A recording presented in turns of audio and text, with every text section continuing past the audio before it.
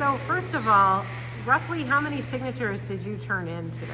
At least 9,727. That's what we counted. But as we were walking in the door, we were handed an additional stack of petitions. So we're somewhere close to 10,000 signatures. And roughly how many counties? You need to have at least 100 in at least 19 counties. How far are you above that? We obtained more than 100 signatures in 33 counties. Oh, wow. Okay, so you're prepared for them to go through your petitions. We are. With a fine-tooth comb. Yes. We're not worried about it at all. So we don't know yet who the Democratic and Republican nominees are going to be. Does that affect your campaign at all? Who wins the primaries today for the other parties? It does not. The Republican nominee is almost certain to be Ashley Hinson. But either way, they have both Republican candidates have pledged fealty to Donald Trump. Mm-hmm. On the Democratic side, it won't change our strategy at all. A majority of Iowans are either independent or disaffected. So we're the majority, and the Republicans and the Democrats have the loyalty of an increasingly small share of the electorate. So we're very confident we can win. We can assemble a coalition that represents the majority of Iowans. What do you think are the issues that will pull in that coalition? Well, the number one issue, no doubt, is eminent domain. The Carbon Solutions carbon dioxide pipeline, the biggest boondoggle in the history of our state. The Iowa legislature had the opportunity to stop it, to stop the abuse of eminent domain, to stop private companies from being vested with the power of eminent domain, and they failed. And it shows that our legislators are really working for the economic elites and not for the people of Iowa, the vast majority of whom are opposed to this pipeline. When I'm elected to the United States Senate, I will propose and advance legislation to eliminate the tax credits that are funding the whole boondoggle. Bruce Rastetter and the Summit Carbon Solutions investors stand to make billions, literally billions of dollars in federal tax credits. That's taxpayer money being devoted to a project that will do no good for the environment or for any purpose other than to increase the wealth of the donors to the Republican Party. If we eliminate the tax credits, the whole project falls apart. When we talked some time ago when you were considering this race, you were very critical of Congress for ceding its constitutional authority to the president, and so I have to ask you about this war in Iran.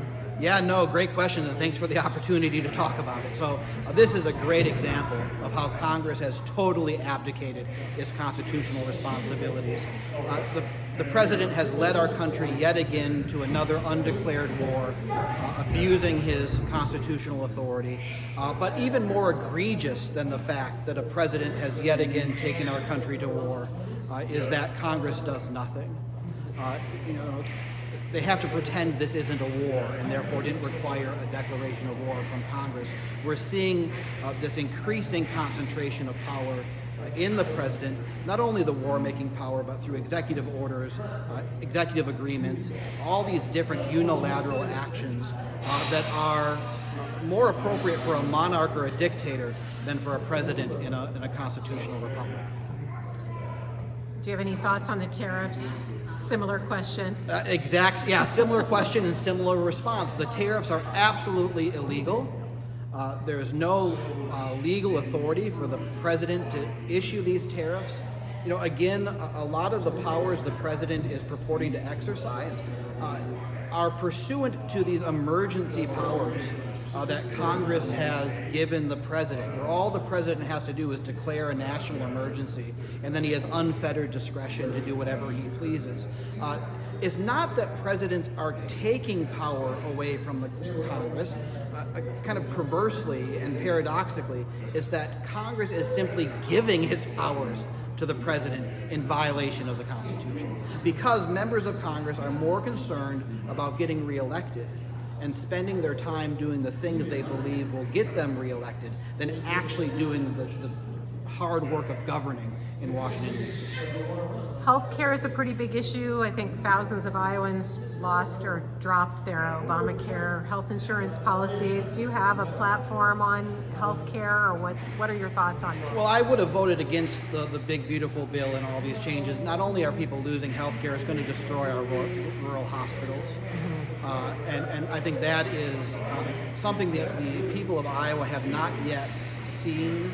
It has not yet happened, but it's coming. You know, many of our rural hospitals were already on the brink, and we've had several announce they're closing their doors.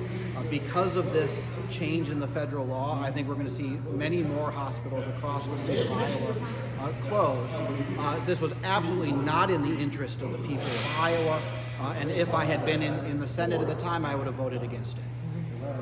Anything I didn't ask about that you think is important for people to know about your campaign? Yeah, so I will be on the ballot in November, but the choice Iowans have will not simply be between a Republican, a Democrat, or a Libertarian. There are much greater issues at stake. The choice is between a republic or a monarchy. That's really where we are in American history. Do we want to preserve the American Republic, the rule of law, the Constitution, separation of powers, checks and balances? Do we want to preserve that inheritance, or are we comfortable continuing down the path we're on, which is the path toward monarchy? There is no doubt in my mind that the president today, Republican or Democrat alike, has far more power than King George had when we declared our independence 250 years ago. And I think if the people of Iowa and the people of the United States don't take their country back, when we celebrate this 4th of July and celebrate our republic, we'll be celebrating something that in reality no longer exists. Well, Thomas Laehn, thank you for taking time to talk with me today. Yeah, thank you.